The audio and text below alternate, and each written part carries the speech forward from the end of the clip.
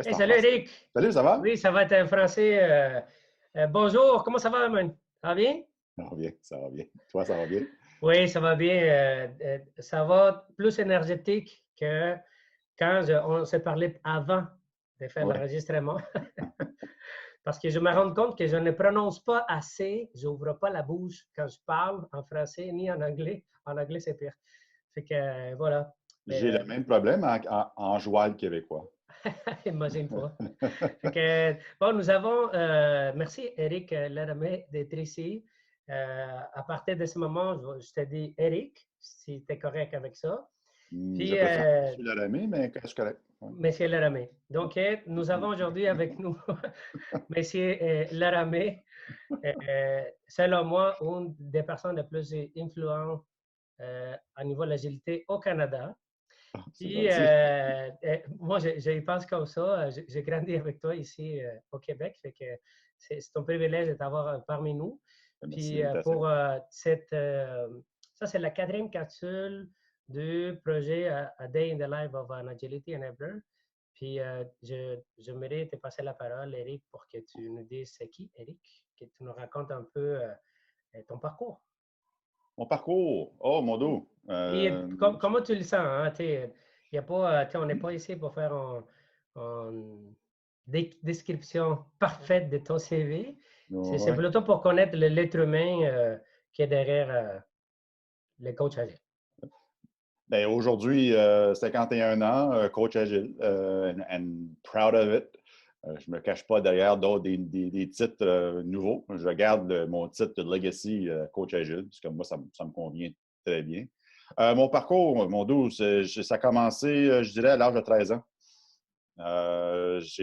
Moi et mon ami Francis, on s'est rendu jusqu'à ça s'appelait Bonnie Mart. C'est l'équivalent d'un Zellers ou d'un Walmart aujourd'hui. Et puis, on a croisé le VIC-20, Commodore VIC-20. OK. Ouais, c'est un ordinateur. Un des premiers ordinateurs pour la maison. Uh-huh. Et puis, moi et mon ami, il y avait un petit livre d'instruction à côté. Il y avait un display avec l'ordi avec une télé, même pas moniteur, là, une télé. Et puis, il y avait un petit livre d'instruction. On a tapé 10, c'est du basic, 10 print Eric, et puis 20 go to 10. L'écran s'est rempli de Eric. J'ai fait, c'est de la magie! C'est merveilleux.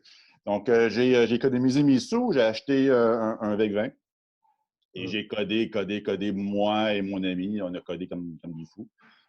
Et puis, c'est drôle parce que j'avais pas d'unité de sauvegarde. Le Commodore VEC-20 ou même le 64 plus tard, on n'avait pas d'unité de sauvegarde d'inclus dans l'ordinateur. C'est une unité à part. J'avais pas assez d'argent pour acheter ça. Fait que je codais toute la journée. Puis le soir, mon père, il ne voulait pas que je garde l'ordi allumé. Ça prend de l'électricité. Donc, Imagine-toi. je devais l'éteindre et je perdais tout. Le lendemain, je l'allumais puis je recommençais. C'est ce que j'appelle affectueusement du refactoring extrême. On C'était parle pas de quelle faux. époque, Eric? Plus Ça, ou c'était moins? en 83. 83. OK. Ouais, ouais, en 83. Ouais, plus tard, Commodore 64, j'ai fait de la programmation pendant longtemps. J'ai commencé au cégep en informatique. J'ai commencé à travailler en même temps. Et c'est là que j'ai eu un coup brutal. C'est-à-dire, j'ai passé d'un mode où j'étais un créateur de choses en collaboration avec d'autres personnes. Et quand j'ai commencé à travailler pendant mes études, j'avais quoi? J'avais 18, 19 ans. On m'a mis dans un cubicule et puis on me disait quoi faire. Ah. Soit par un architecte ou un gestionnaire de projet avec un 490 qui disait code ça. Hmm. Donc, je vois ça pas le fun. Fait que je posais des questions. C'est tout ça être programmeur. Tu vois, ouais, code ça, puis tu n'as rien d'autre à faire. Donc, ça ne m'intéressait pas. Donc, j'ai quitté l'informatique. Je me suis redirigé en psycho. J'ai fait mes études en psychosociaux, en psychologie des petits groupes. Travaillé dans le domaine pendant quelques années. J'ai jamais arrêté de coder, par contre. J'ai toujours appris, ça me relaxe, de faire du code. J'ai appris l'orienté objet sur le tas, le C++. Tous mes amis sont en informatique autour, ingénieurs, génie électrique, peu importe.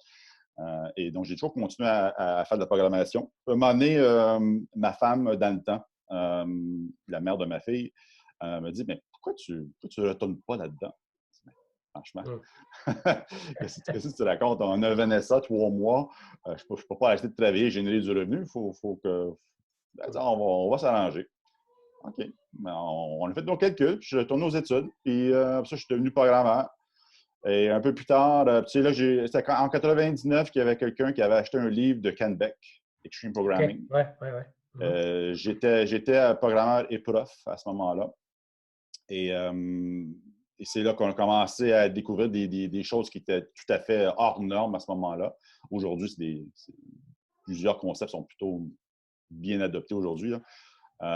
Et ça a commencé là. Un peu plus tard, je suis devenu programmeur chez Pixis. OK. En mandat un peu partout, mais via Pixis. Et j'étais entouré de gens solides en Extreme Programming. On parle des gens comme, par exemple, Vincent Tancé. C'est là que j'ai commencé à comprendre que je ne savais pas coder. Ça nous arrive à tous. T'inquiète pas. Ouais, c'est ça. Et puis, j'ai appris à faire des bons tests unitaires, puis après, plus tard, faire du bon TDD, puis faire du bon ci, puis du bon ça. Et après quelques temps, en 2007, je suis devenu Scrum Master. Et puis, sauf que j'étais Scrum Master à Paris. Et puis, mon équipe était partout sauf à côté de moi. Okay. Il y avait des gens à Bordeaux, des gens à Lille, des gens à Laval, ici, en banlieue de Montréal. Et puis, donc, ce que je faisais, j'aidais d'autres équipes. Et je présume que c'est le moment que j'ai fait du coaching agile. Je travaillais avec Éric Mignot. Okay. Il n'était pas à Pixis dans ce temps-là, mais il s'est joint à Pixis plus tard. Là. Mais c'était avec lui qu'on s'amusait à faire de la propagande agile un peu partout à la compagnie. On n'est pas supposé le nommer. Je n'en mets pas de compagnie. Ça va te sauver de la job d'édition. Ouais. Revenu ici, finalement, on a commencé à bâtir une offre d'accompagnement de coaching agile plus formel. J'ai fait ça pendant quelques années et en 2010, je pense, j'ai quitté Pixis et mon blog post Agile Partnership. Voilà, oui, c'est ça. Agile Partnership s'est transformé en Inc. Et c'est là que je suis parti à mon compte. Je me suis associé avec Isabelle Terrien et puis Ellen Grove très tôt dans le processus. Et maintenant, on est 6 coachs, on tripe, on a du fun, on s'entend bien. Des fois, on chicane, mais des bonnes chicanes, des belles confrontations. La confiance est là, donc ce n'est pas un problème. Et présentement, j'accompagne principalement dans les compagnies d'assurance, des institutions financières.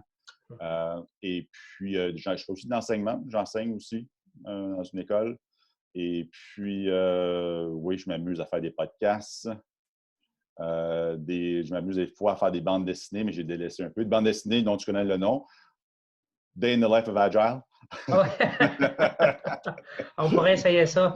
Je me cherche un animateur pour ça. Peut-être on pourra en parler si tu veux jouer avec. Et donc, voilà, c'est pas mal ce que je fais. Et puis, ces jours-ci, on fait ça, mais comme ça, devant des écrans. Ouais. À distance. Hein? Ouais. Et merci de partage. C'est très riche. Éric, tu as dit quelques phrases qui m'ont invité à être un peu plus curieux. À un moment donné, tu es rendu à Paris, puis c'est là où, en France, où tu as comme commencé, si j'ai bien compris, le Scrum Mastering avec une équipe. C'est bien ça? Oui, mais sauf que l'équipe n'était pas à côté de moi. Moi, oui. J'étais à la Tour du Montparnasse à Paris, et puis l'équipe était partout ailleurs. Puis qu'est-ce qui t'a amené à aller explorer à Paris? Juste curiosité. Ah, c'est par pur hasard. Je suis entré dans la cafétéria, dans l'espace pour manger à Pixis en 2007. Puis François Beauregard était là, puis il dit « Hey, Éric, t'attends-tu d'aller à Paris? » J'ai dit « OK. » C'est tout. Ah, c'était comme ça. C'est comme ça. Et puis, je suis allé une première fois en juillet pour démarrer. On appelait ça des sprints zéro en même temps. Je t'avais été là avec Christian Lapointe. C'était ma première fois à Paris. Je capotais. J'étais tellement heureux. Et puis, on a démarré. J'étais là pendant 2 semaines, je pense. Christian Lapointe a joué le Scrum Master jusqu'au mois d'octobre. Puis moi, je suis arrivé au mois d'octobre. OK. pour plus ou moins le remplacer. C'est pas vraiment le même projet, là, mais plus ou moins le remplacer. Et c'est ça. Puis parce que l'équipe n'était pas autour de moi, il y avait d'autres Scrum Masters de d'autres équipes qui venaient me voir et me posaient des questions. Dans ce temps-là, c'était un petit peu the blind leading the blind. OK. Mais on essayait de mettre en place un état d'esprit inspiré de l'agilité. OK. Puis si tu décrives ça, c'était ton parcours, tu étais programmeur, si j'ai bien compris. Puis après, tu as fait des études en psychologie. Après, tu es comme, OK, ta femme a fait comme, OK, à l'époque, il t'a dit, pourquoi tu ne reviens pas à l'informatique? Et là, tu tombes là-dessus dans l'équipe pour les aider à embrasser un peu un mindset différent. Mm-hmm. Quelles valeurs personnelles t'ont amené dans cette direction-là? Quelle valeur personnelle?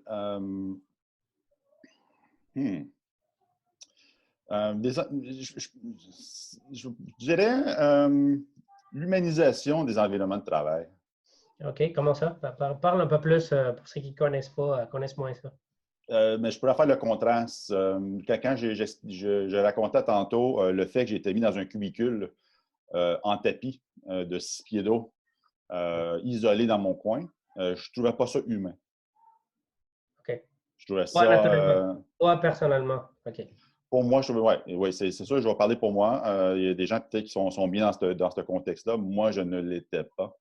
Il n'était pas question que je sois dans une cage 8 heures par jour pour le restant de mes jours. Donc, je ne trouvais juste pas ça humain. Et donc, le fait que dans les concepts liés à l'agilité, individu-interaction, donc individu-interaction veut dire que tu as un accès facile aux gens autour de toi, tu as des conversations entre humains. Là, j'ai mis people over profits, mais là, je parle de people over process. Ouais. Je l'ai ajusté pour le contexte de ces jours-ci. Mais c'est vraiment, c'est une des valeurs, moi, qui vient me chercher, c'est créer des environnements où la façon que tu es à la maison, tu peux être la même personne au travail. OK. C'est la personne entière. La personne qui fait des blagues à la maison, c'est la même personne qui. C'est pas parce que tu montes, tu rentres dans l'ascenseur, tu montes au 23e étage que tu deviens un exécutant et un zombie. Donc, tu restes la même personne intelligente, auto-organisée, auto-gérée. Tu as organisé ton mariage, ton voyage, ton divorce, à la limite, l'achat d'une maison, la vente d'une maison. Bien, rendu au travers, quand il vient le temps de développer une application logicielle, pas si pire que ça. Je pense que l'humain est capable de faire preuve de beaucoup d'autonomie dans ses décisions. Donc, c'est une des valeurs, c'est vraiment ça. C'est l'humanisation de l'environnement de travail, moi, qui m'attire beaucoup. Puis dans l'organisation, j'ai envie d'enchaîner parce que je connais un peu ton style de faire, de provoquer ce genre de transitions chez les organisations et chez les gens. J'étais témoin et moi à l'époque de quand on a parcouru ensemble au début chez un client à Ville-Saint-Laurent, où tu étais. Est-ce qu'on a travaillé ensemble? Non, oui, j'ai été dans des formations avec toi, en fait, tu étais avec Stéphane Lécuyer. Ah oui. Vous donnez des formations au Ah, OK, début, pour le début. management. Pour le Pour la management. gestion. Pour OK, la gestion, OK, c'est à la fin, ça. Ouais, c'est au ça cours de fait la fin. comme Ouais, ouais. 2014, à la fin de votre OK. mandat. OK, moi, Puis, j'étais allé avant que tu arrives. mhm, Et puis, ça, c'était le chaos total. Fait que c'était oui. le mandat le plus facile que j'ai eu. Et là, je me demande, euh, c'est qu'est-ce qui te motive, toi, à rentrer là-dedans? Tu as parlé de l'humanisation des gens puis pour prendre l'autonomie, puis s'épanouir au travail, puis être la même personne. Moi, je me demande qu'est-ce que. Ça, c'est difficile, mais en le faisant, c'est pas évident. J'aimerais savoir, toi, qu'est-ce qui te motive à aller tous les jours à faire ça, à humaniser l'environnement de travail? Qu'est-ce qui me motive? Hmm. Euh, Écoute, c'est sûr qu'au début, la motivation, c'est de la curiosité. Je suis curieux de nature. Hmm. Euh, En anglais, il y a une expression qui dit if looking would have caused blindness, I would have looked anyways. Donc, je suis toujours curieux de voir ce qui se passe, de voir quelles sont les opportunités qui sont manquées. C'est pour ça que j'ai souvent 2, 3, 4, j'ai même eu 5 mandats en parallèle. J'ai la difficulté à dire non. C'est juste parce que ah, vous faites ça, vous autres, c'est intéressant. Vous faites des jeux qui permettent de faire ça. Wow!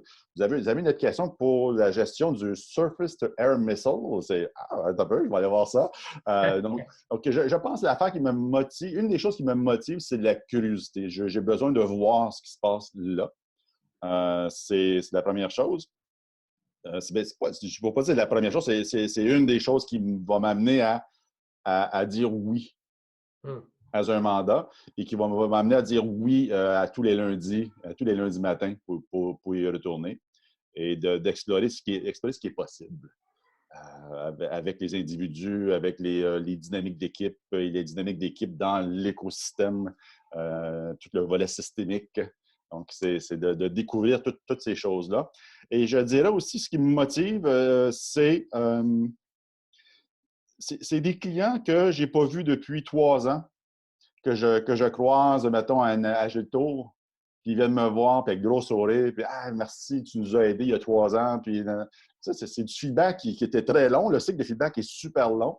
Mais moi, c'est le genre de choses que je me dis que peut-être qu'il y a des gens que j'accompagne aujourd'hui, que dans 2, 3 ans, on va venir me voir là, à l'Agile Tour, on va me dire merci, puis moi, ça me rend heureux. Fait que les feedbacks, aider les gens, si j'interprète bien, et même s'ils ne les voient pas immédiatement, à un moment donné, ça va revenir. Oui. Tu peux les aider, puis ça te revient. Puis l'autre élément que tu parles, c'est la curiosité, en fait. Oui, la curiosité. Comme optimiser le processus, c'est important, il faut le faire, mais ce n'est pas ça qui me génère une émotion. C'est très cartésien. Okay. L'individu qui est passé à un mode complètement l'état d'esprit quit, si je me fais référence à Christopher Avery, là, vraiment, ils deux bras baissés, ils disent à quoi ça sert de se battre, de plus rien qui se passe, à un état d'esprit de responsabilité individuelle où la personne est maintenant, sans que le pouvoir de changer les choses.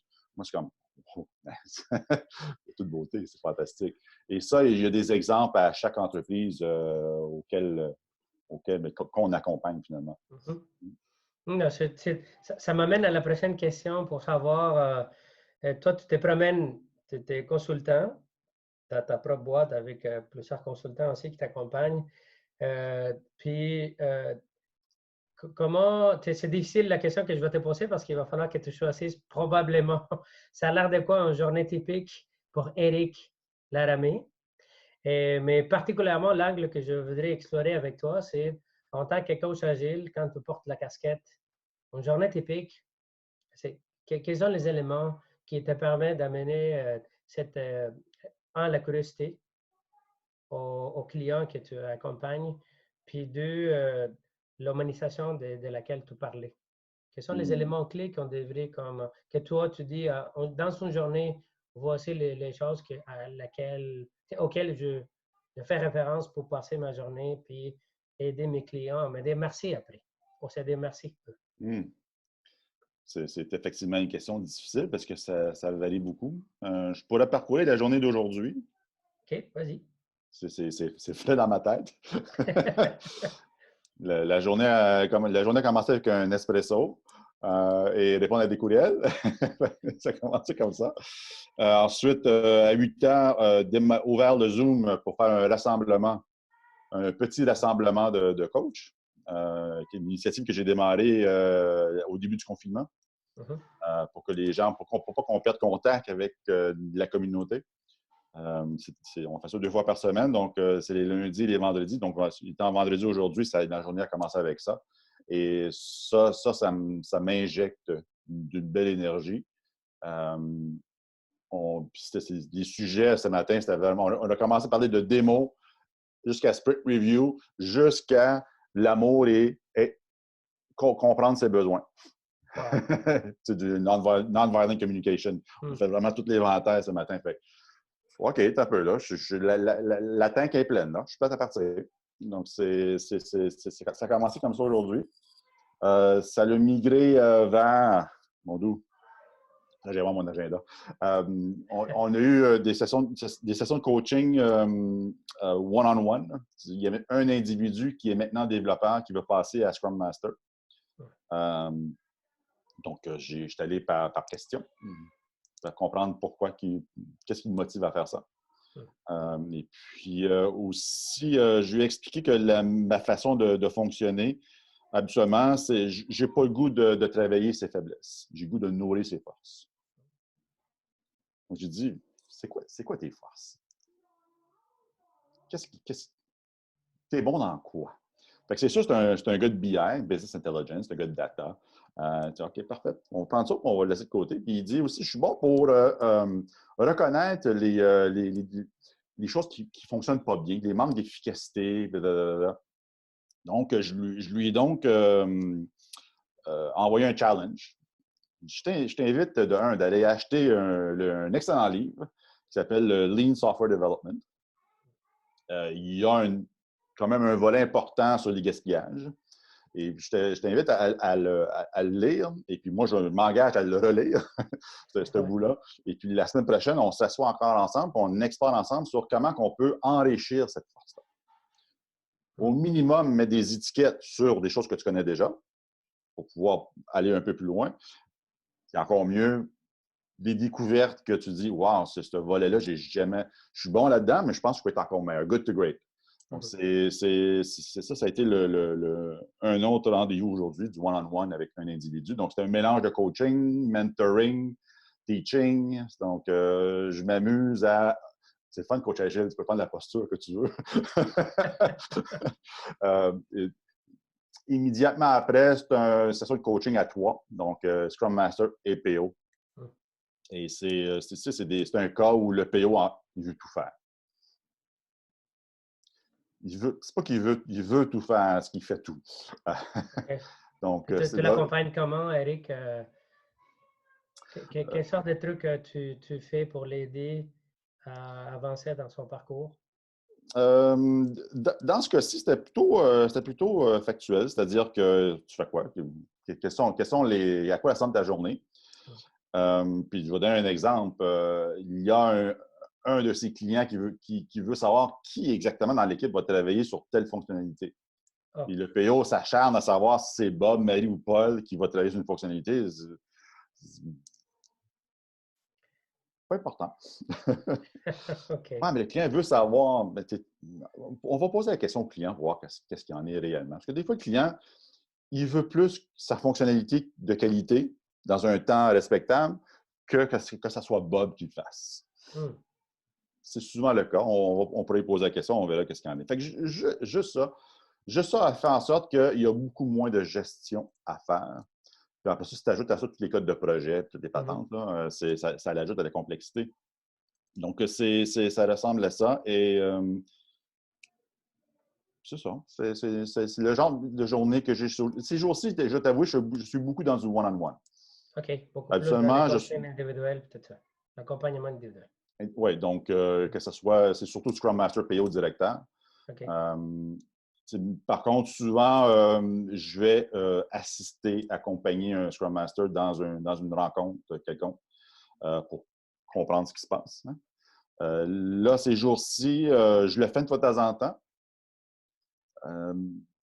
Mais c'est pas où je vais chercher le plus, où on fait émerger le plus de valeur. OK. Parle-moi, tu sais, j'aimerais explorer ça. Tu sais, quand tu dis, puis aller chercher un peu, tu t'as parlé de tes motivations, puis j'aimerais voir, quand tu dis aller chercher les meilleurs ou les potentiels, comment tu découvres en tant qu'Éric, quels sont les éléments clés qui te permettent d'aller comme faire aboutir, faire émerger des trucs? Quels sont ces éléments clés que tu cherches à avoir, que tu dis, regarde, il y en a en piste ici.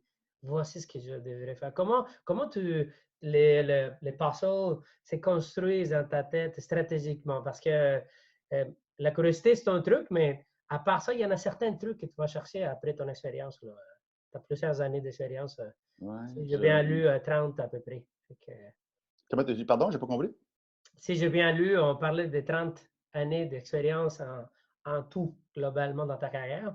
Ouais. Moi, j'ai envie de comprendre comment tu fais, quels sont les éléments clés des trucs, si tu peux partager quelques-uns, pour Hmm. savoir, voici les noyaux. Oh, comment je fais à manager ça? Qu'est-ce que tu fais? Tu fais référence à une équipe, à un individu, peu Dans importe. peu importe ce qui te vient en Hmm. tête, c'est pour enabler l'agilité dans Hmm. son contexte entreprise. OK. Quels sont les éléments que tu cherches? Mais tout d'abord, gros bon sens, c'est sûr. Fait que, si on peut le prendre, on va mettre de côté. Mais je suis un grand consommateur de modèles. OK. Donc, on dit bien que tous les modèles sont faux, mais certains sont utiles. Hmm. Et j'ai tendance à garder ceux qui sont utiles, évidemment. Et j'ai certains modèles qui reviennent régulièrement, auxquels d'ailleurs j'enseigne à des nouveaux Scrum Masters, directeurs aussi, managers, de la co-gestion aussi. Euh, donc, j'ai toujours les trois modèles par défaut que j'enseigne, que j'utilise, il y a beaucoup de Christopher Avery.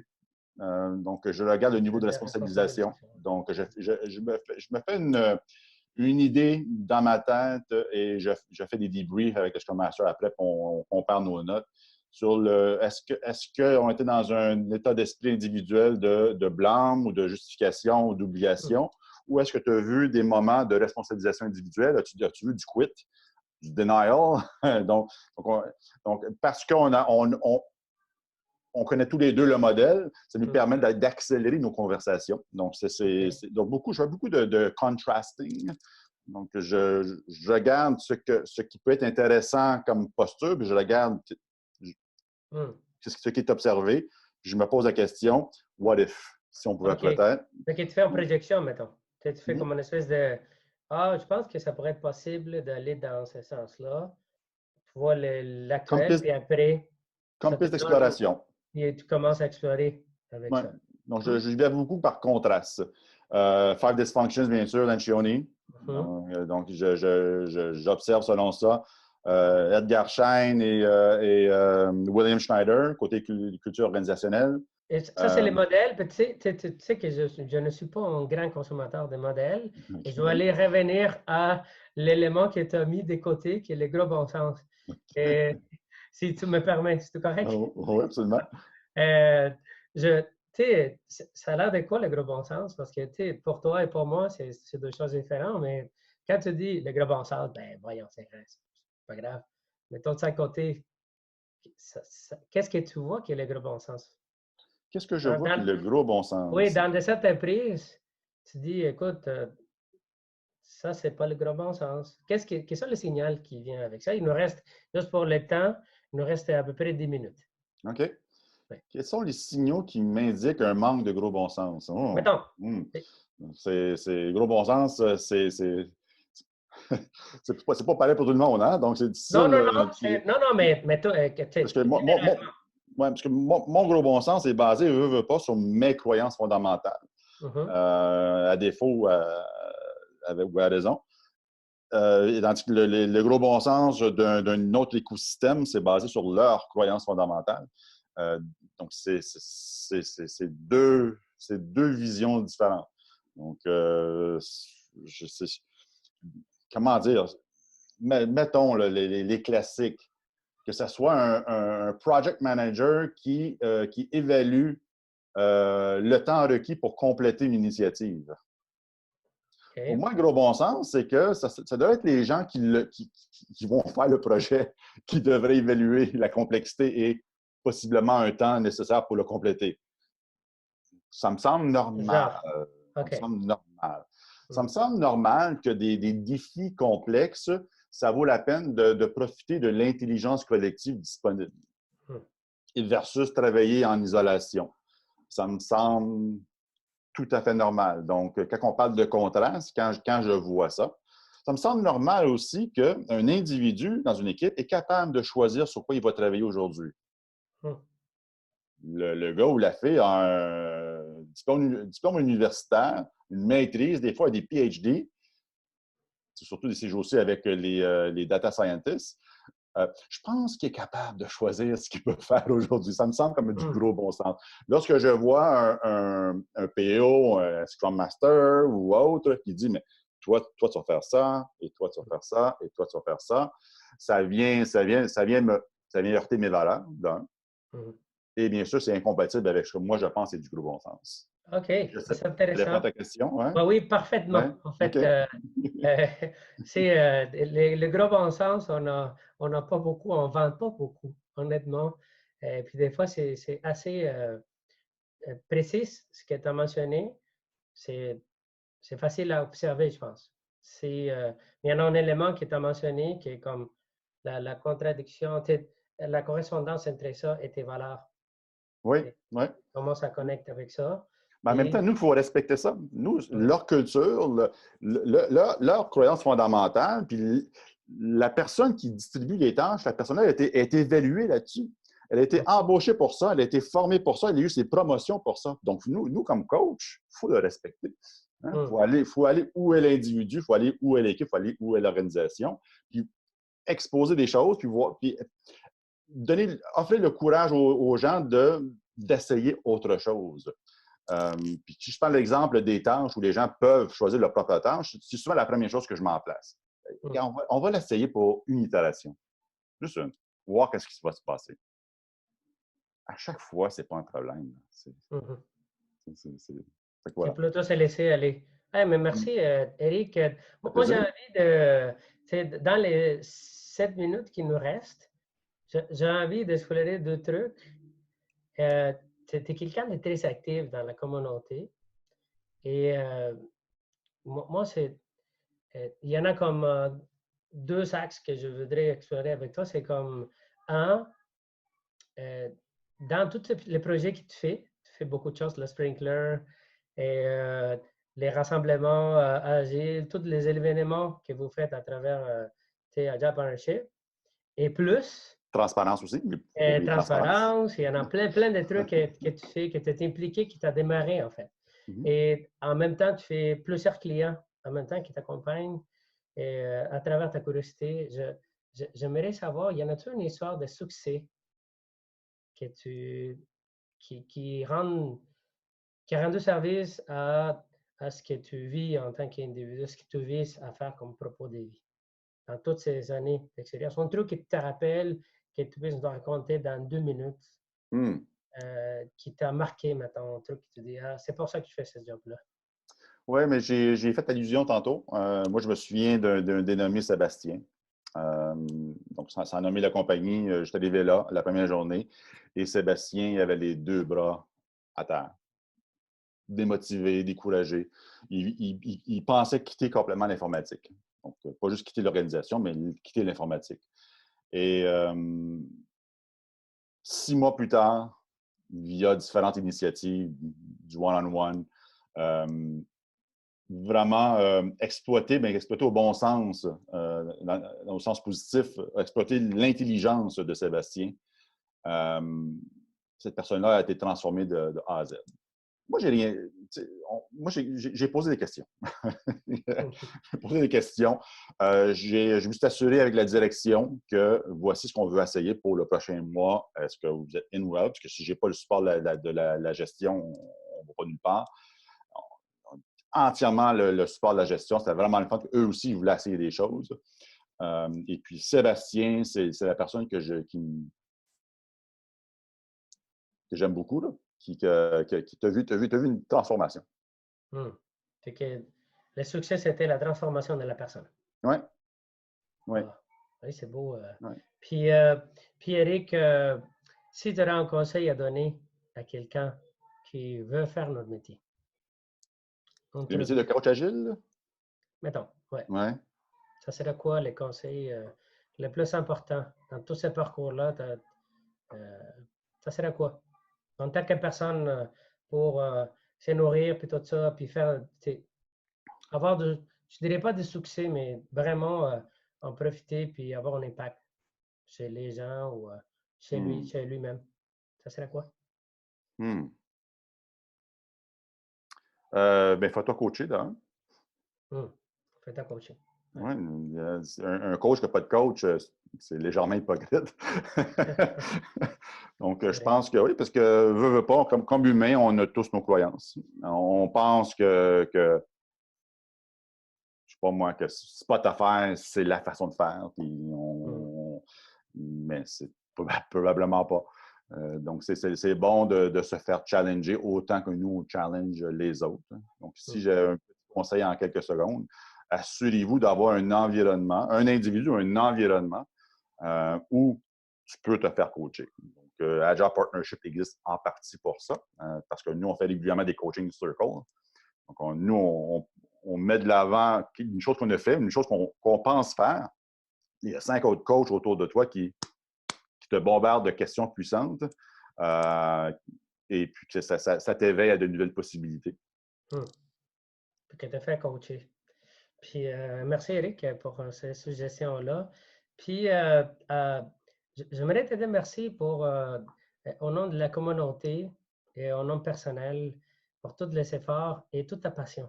En fait, tu es quelqu'un qui m'a inspiré à faire ce que je fais en ce moment et à être de plus en plus moi-même et essayer à avoir pas peur des erreurs et on ne te le dit pas souvent, fait que merci. Merci Bien, merci à grandement. toi. Tu es un grand contributeur aussi. Oui, Donc, je te relance les fleurs. oui, oui, Donc, on apprécie les beaucoup. fleurs sont données. Je t'ai dit, tu es ton source d'inspiration. Puis j'aimerais savoir, avant de se quitter, au moins pour la fin, euh, pour, on est dans une période de confinement grâce au COVID. Euh, la suite, euh, c'est là, Eric, ça a l'air de quoi pour nous? Puis, avec quel mot tu voudrais laisser aux gens à partir de, qui ont regardé cette vidéo-là, cette Hmm. interview-là? Ils partiront avec quoi de la part d'Eric? Je ne suis pas sûr de bien saisir la requête. Tu veux un mot de la fin? Au moment de la fin, au moment de la fin, Ouais, pour partir, je ne sais pas. surtout pour la communauté de coachs agiles, j'invite régulièrement, c'est un mot de la fin, mais c'est un mot que je dis régulièrement à plusieurs coachs, faites d'autres choses. Faites du coaching agile, mais ayez autre chose de disponible pour avoir... le sentiment d'accomplissement en coaching est long. C'est difficile et c'est mou. Hein? C'est pas surtout un ancien développeur et tout, là, Fail Pass Refactor, c'est pas ça du coaching agile. Non. Donc, le mot de la fin, c'était comme un. Il ne faut pas appeler ça un conseil, c'est juste moi, ce qui me garde motivé dans le coaching agile, c'est le fait que je m'épanouis à faire autre chose. Où mettons le sprinkler, j'enregistre, j'édite, mets ça en ligne, done, yes, sentiment d'accomplissement, ou de la cuisine, ou que ce soit, peu importe. Donc oui, aller chercher des points d'accomplissement concrets pour compenser la nature du coaching agile qui est it's a never-ending story. It's never done. Fait C'est jamais qu'avoir terminé. avoir un truc additionnel pour pouvoir nourrir la manque de résultats et de feedback immédiat sur ce qu'on fait. Ouais, ouais. Je pense que, Intéressant. ouais. Mais merci Merci. d'avoir décortiqué ma question compliquée. Euh, et merci, Eric. C'est à toi? C'était un énorme plaisir de t'avoir aujourd'hui avec moi. On se reparle bientôt. C'est sûr qu'on va se voir dans la communauté. Probablement. Il faut que tu viennes plus souvent au rassemblement les lundis et les vendredis. Voilà, on se voit lundi en fait. All right, cool. Merci beaucoup, Eric. Salut, man. Bye bye. Bye.